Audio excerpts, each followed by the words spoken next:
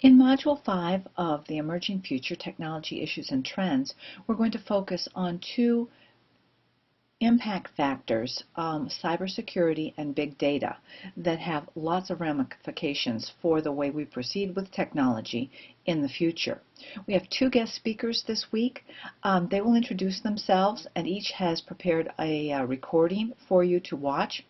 Dr. Tanya San Nicolas Roca and Dr. Michelle Chen are each experts in these respective fields. They're on the faculty of the School of Information at San Jose State University, and they're also part of a larger research group in each of these areas at the university, and they are involved in a broader research focus at the university level. So I think you're going to find their presentations to be very insightful and take you through what these topics are, what they mean to us, and some of the things that we can do to be more secure and to understand big data. This is a resource-rich module, as the others have been. I hope you find the resources to be very useful. There will be an overview of the topics, definitions of each of these factors and what they mean. You'll have recorded presentations from our guest speakers. And then there are two sections with resources specific to each of these topics. There are discussion questions for you to discuss in your home rooms, in the tech crowds, and if you're interested in the electronic badge, there is a quiz that you can take. The answers to the quiz, if you're interested in the e-badge, are embedded in this presentation, along with some very interesting issues that I wanted to highlight of the types of resources that you will find in this module. Cybersecurity as a term has been with us now for 20 years, 2 decades. You will find it in the Merriam-Webster Dictionary beginning in 1994. Also in the module, you will get information about different types of hacking. There are trends and issues in cybersecurity that do pertain to the different types of hacking that has been identified, and you'll learn about white hat hackers, an internet slang term for people who have been invited to hack into different systems. They're sometimes referred to as ethical hackers, but the slang term is the white hat hackers. There are a number of security breaches that have been in the past. You'll find out more about them if you're not familiar with botnet or Stuxnet. Very briefly, botnet describes the group of computers infected with malicious software that are then controlled remotely by a hacker without the user's knowledge. And there's been some advances, unfortunately, in this area, so that your personal computing and mobile devices can be hacked into without your knowledge. Stuxnet, which was discovered in 2010, is one of the most extensive and malicious worms ever developed. And it was developed apparently intending to wreck the Iranian nuclear centrifuges. So important concepts to know about, and there are more like these in the resources area. There are cybersecurity quizzes that you can take on your own. There's videos, there's more. The two links here, the top one is from Cisco Systems, and it's a quiz that you can take on your own. You can get answers immediately. It doesn't have anything to do with the electronic badge on what is your knowledge of cybersecurity.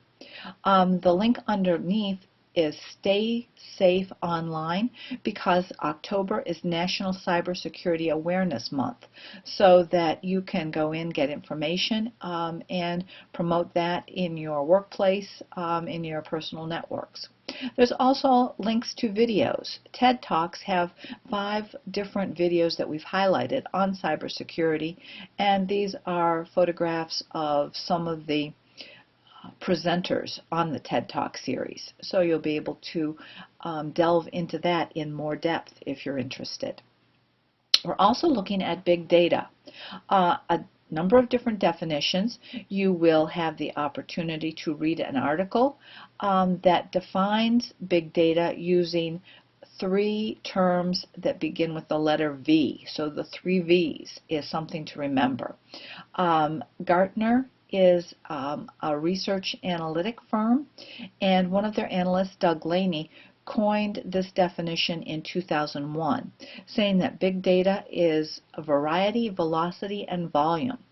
A variety of types of data. There are text data, locational data, and log files.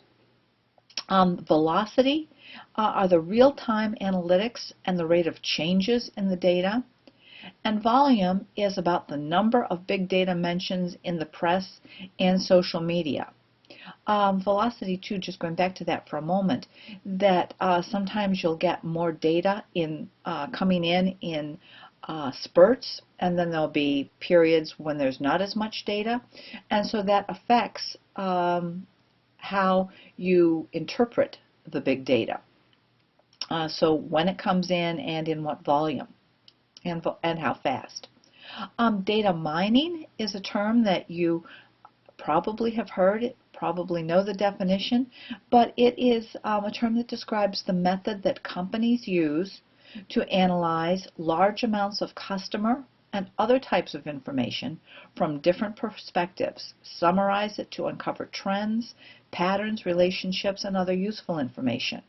It's also being used by researchers, not just companies, and individuals having big data sets to use to make forecasts, to help with determining trends, marketing, lots of things that you can use to mine that data and get more information. Faculty will use data mining techniques through LMS, the Learning Management System, to see who has been online, what they're looking at, to help them be more focused. The public data infrastructure is a topic that is becoming more prominent. There are 2 recent articles that are available for you. One that I just posted this week on the History Manifesto, and you can find more about that in the discussion area. But the people who have written these articles and books are convinced that the general public needs to have access to more big data, that it can't be protected by copyright, by proprietary databases and other institutions, that it needs to be open source so that the public can make decisions based on the data available.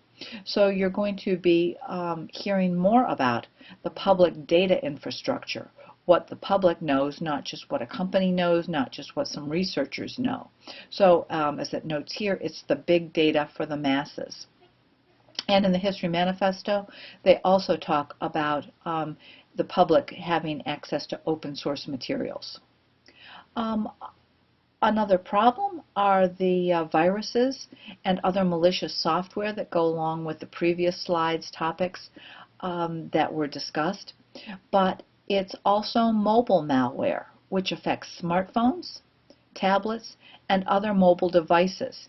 And this increased by 58% between 2012 and 2013, and no doubt it's on the rise with each year.